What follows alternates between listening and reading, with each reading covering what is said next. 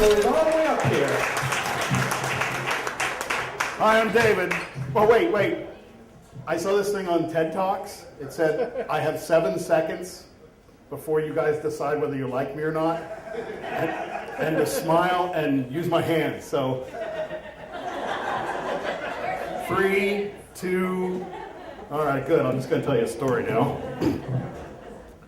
There were 3 kids when I was growing up who always spent a lot of time together. Tommy, Bobby, and Davy. They did stuff. They built things. They built tree forts.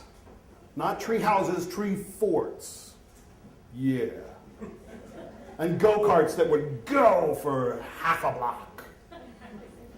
And they played Spy Hunter. And they were quite sure that Mr. Wisniewski on the corner was a former Nazi spy. Actually, Mr. Wisniewski on the corner was a former Polish partisan who killed Nazi spies with his bare hands. But that's a story for a different night. Anyway, back to our 3 musketeers. Tommy was the financier of the group. Tommy always had money. He always had money from his birthday, from his mom's boyfriend, from his dad's girlfriend. Whatever craziness the kids got into, Tommy financed it.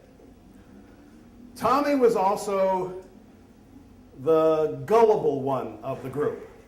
And I'm going to use the word gullible because if I use the word innocent or trusting, I'm going to sound like a real dick later in the story.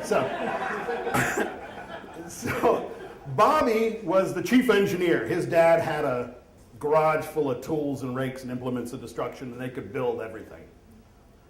And Davy was the smartass. Davy was the troublemaker. When Bobby said, hey, let's make a 4th of July sparkler bomb. We'll get a bunch of sparklers and put them in that trash can. Tommy went out and bought 200 boxes of sparklers. And then Davy said, hey, we should probably get us started with a little gasoline. So you know where we're going here.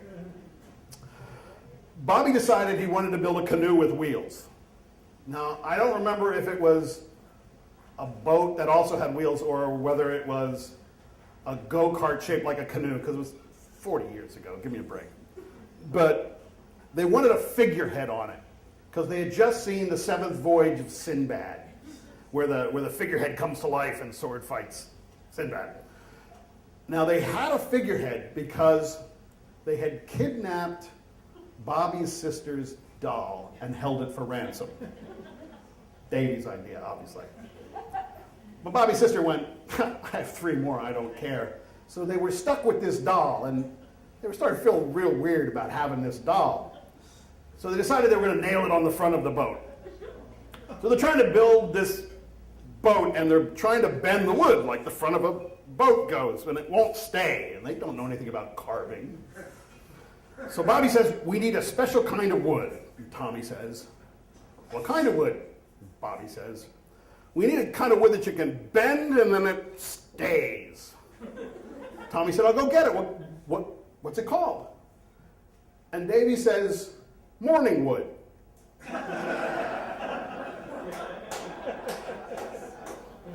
Now, to be fair, Bobby didn't correct him. Now, at this point, do I need to tell anybody in the room, do I need to explain what morning wood is to anybody in the room? Can I see some hands? Okay, well, good, we'll move on. So, the rest of this part of the story is reconstructed from eyewitness testimony, of which there is plenty because the story became legend. Tommy's mom takes him to the hardware store, drops him off. She goes to run errands. Tommy steps up to the counter at the hardware store and announces in his big boy voice, I would like some morning wood, please. The old guy behind the counter just about choked on his chaw. And when he finished coughing, he said, you want what? Morning wood. It's the kind that's usually soft and then you play around with it and it gets hard. And he goes, I don't know if we have that in stock. Let me check with the guys in the back. And one by one, he brings up all the guys from the lumber yard. And Tommy tells him that he wants the morning wood that you bend and then it gets stiff.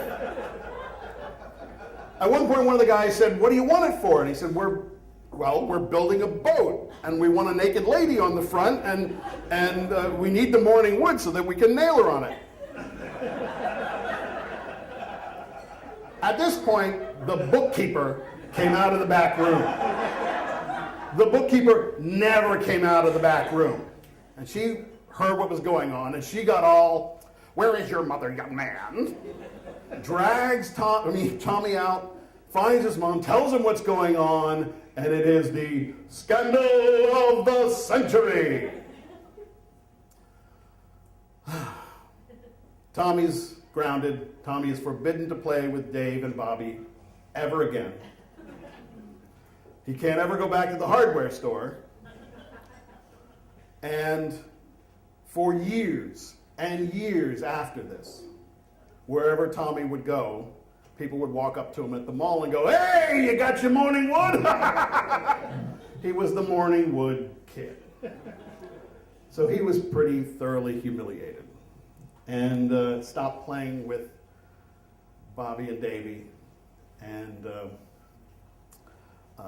they tried to apologize, tried to make it up to him, but he wasn't having it.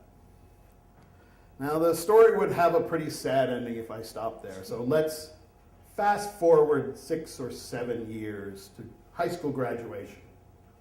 The high school class had just graduated, 600 or 700 people on the football field. Everybody's in the high school turning in their caps and gowns. The grounds crew is cleaning up the football field.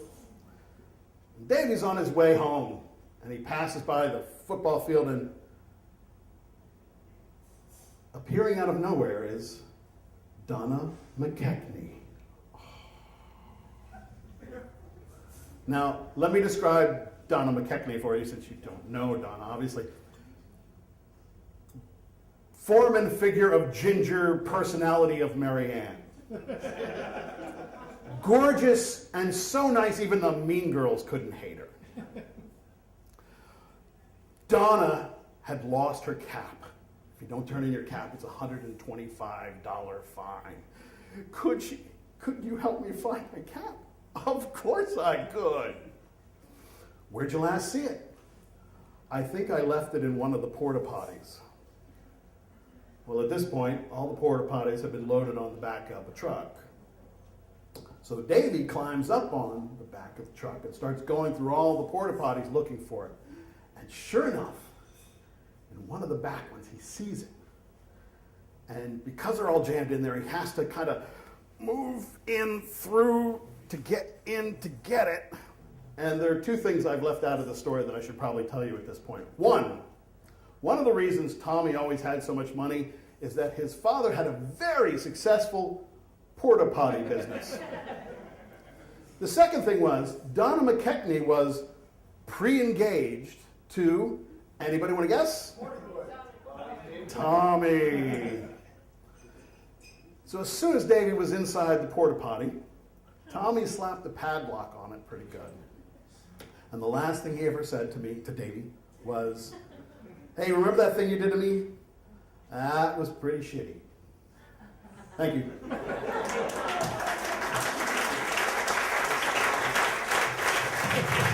David, everybody.